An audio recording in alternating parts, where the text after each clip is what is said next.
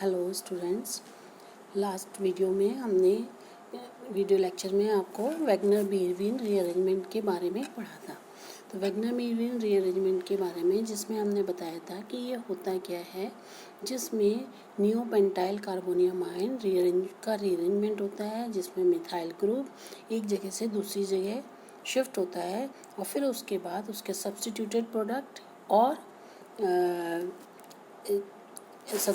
Product और eliminated products alkenes मिलते हैं। तो इसी में उसमें हमने पढ़ा था नियोपेंटाइल अल्कोहल से पढ़ा था। इसी तरह और भी कंपाउंड्स जो कि नियोपेंटाइल कार्बोनियम आयन बना सकते हैं किसी भी तरीके से, तो वो इसमें वैगनर मीरविन रीअरेंजमेंट देते हैं। जैसे कि कुछ एग्जांपल्स हमने लिए हैं, जिसमें है नियोपेंटाइल ब्रोमाइड। नियोपेंटाइल ब्रोमाइड की अगर हम हाइड्रोलिसिस करते हैं SN1 मैकेनिज्म द्वारा, तो हमें वैगनर मीरविन रीअरेंजमेंट का एग्जाम्पल देखने को मिलता है। जैसे कि ये है हमारा हमारा नियोपेंटाइल ब्रोमाइड। जब हम इसकी हाइड्रोलिसिस करते हैं तो हाइड्रोलिसिस होने पर अगर रीअरेंजमेंट नहीं है तो हमको सिंपली नियोपेंटाइल अल्कोहल मिलना चाहिए, लेकिन ऐसा नहीं होता। ये वैगनर मीरविन रीअरेंजमेंट हो जाता है इसके अंदर और हमको मिलता है 2-मिथाइल ब्यूटेनॉल 2 दिस 2-मिथाइल ब्यूटेनॉल 2। और अगर डिहाइड्रेशन होता है तो हमको मिलता है alkene, this one is two methyl butene 2, तब हमको ये मिलता है। तो इसके अंदर जो है वैगनर मीरविन रीअरेंजमेंट हो रहा है। जैसा कि हमने नियोपेंटाइल अल्कोहल में पढ़ा था, बिल्कुल सिमिलरली वैसे ही इसमें भी जब bromide ion first of all remove होता है तो हमको यहाँ पर नियोपेंटाइल कार्बोनियम आयन मिलेगा, यहाँ पर पॉजिटिव चार्ज आ जाएगा।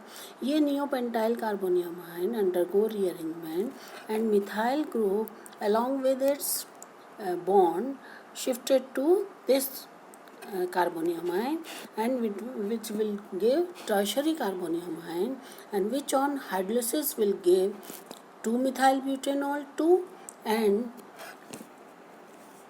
on elimination of water molecule it will give alkene, this 2-methyl butene 2. So this one is similar to that of the neopentyl alcohol. Next है इन एलिसाइक्लिक कंपाउंड्स। एलिसाइक्लिक कंपाउंड्स में भी हमको ये rearrangement देखने को मिलता है। जैसे कि बोर्नाइल क्लोराइड है, जब बोर्नाइल क्लोराइड का हम डिहाइड्रोहेलोजिनेशन कराते हैं तब क्या होता है, हमको कैफीन मिलता है। ये है हमारा बोर्नाइल क्लोराइड। इसका जब हम इसमें से HCl निकलता है तो इसमें सिंपली HCl ना निकल करके इसमें वैगनर मीरविन रीअरेंजमेंट होता है और हमको ये कैफीन मिलता है। इसी तरह अगर आइसोबोर्नाइल, ये आइसोबोर्नाइल है, जब इसमें हम एसिड हाइड्रोलिसिस करते हैं तो एसिड हाइड्रोलिसिस करने पर ये वापस से हमको कैफीन देता है, जैसे कि ऊपर मिलता है। इसी तरह अगर हमारा लीविंग ग्रुप और इनकमिंग न्यूक्लियोफिलिक रीजन सेम होता है तो हमें कंपाउंड का आइसोमर मिलता है। जैसे पिनीन हाइड्रोक्लोराइड है, ये क्या देता है हमको, आइसोबोर्नाइल क्लोराइड, जो कि आइसोमर है किसका, पिनीन हाइड्रोक्लोराइड का। तो इस तरीके से ये भी सब वैगनर मीरविन रीअरेंजमेंट की तरह होता है। इसके लिए हम इनका मैकेनिज्म देखते हैं, तब आपको क्लियर होगा कि किस तरीके से ये होता है। ये देखिए, जब पिनीन हाइड्रोक्लोराइड में से क्लोरीन निकलता है, यहाँ पर देखिए ये जो पिनीन हाइड्रोक्लोराइड है इसमें जब क्लोरीन यहाँ से निकल रहा है ये वाला, तो क्या बनेगा, कार्बोनियम आयन बनेगा, ये सेकेंडरी कार्बोनियम आयन बनेगा। अब क्या होता है, सेकेंडरी कार्बोनियम आयन बनने के बाद जो रिंग मिथाइलिन ग्रुप है, दिस जो मैंने एरो से दिखाया है आपको, तो ये रिंग मिथाइलिन ग्रुप यहाँ से अपने बॉन्ड्स के साथ साथ यहाँ पर शिफ्ट कर जाता है इधर ऊपर, तो क्या मिलता है हमको, ये वाला कार्बोनियम आयन मिलता है। This carbonium ion on further addition of nucleophilic chloride ion, it will give boronyl chloride. तो इस तरीके से जो हमारा पिनीन हाइड्रोक्लोराइड है वो किस में चेंज हो गया, पिनीन हाइड्रोक्लोराइड किस में बदल गया, बोरोनाइल क्लोराइड में। तो जो कि इसका आइसोमर है, क्योंकि इसमें लिविंग ग्रुप भी आपका क्लोराइड आयन था ये, और जो सब्स्टिट्यूटेड हुआ या न्यूक्लियोफिलिक अटैक हुआ वो भी किससे हुआ, क्लोराइड आयन से हुआ। तो इसकी वजह से हमें क्या मिला, इसका आइसोमर मिल गया, बोरोनाइल क्लोराइड। नेक्स्ट है, जैसे कि आपने इसमें पढ़ा आइसोबोर्नियल। आइसोबोर्नियल्स क्या होते हैं, आइसोबोर्नियल में जब हम एसिड हाइड्रोलिसिस करते हैं तो पहले यहाँ पर प्रोटोनेशन होता है, यहाँ पर ये प्रोटोनेशन होता है, प्रोटोनेशन होकर के और ये एक हाइड्रोनियम आयन बन गया। ये हाइड्रोनियम आयन यहाँ से वाटर अपने इलेक्ट्रॉन्स को लेकर के H2O की फॉर्म में लिबरेट हो गया।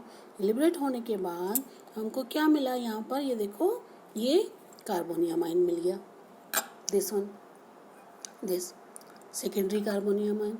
In this secondary carbonium ion, Wagner-Mewing rearrangement takes place and ring methyl group migrated along with this bond to this carbon ion, जो कि कार्बोनियम आयन था, वहाँ पर शिफ्ट हो गया। वहाँ पर शिफ्ट हो गया तो कार्बन प्लस चार्ज कहाँ आ गया हमारा, ये देखो,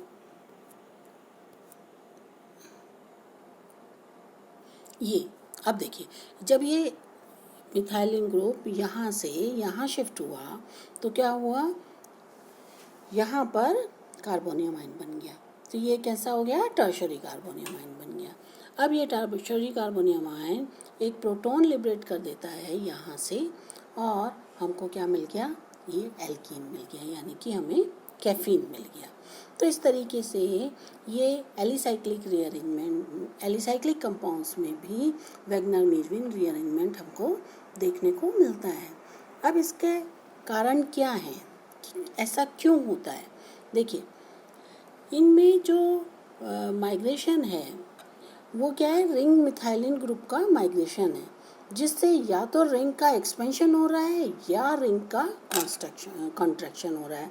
जैसे यहाँ पर हम देखें तो क्या है, रिंग का एक्सपेंशन हो रहा है, यहाँ से यहाँ रिंग का एक्सपेंशन हो रहा है, यहाँ से यहाँ, है ना।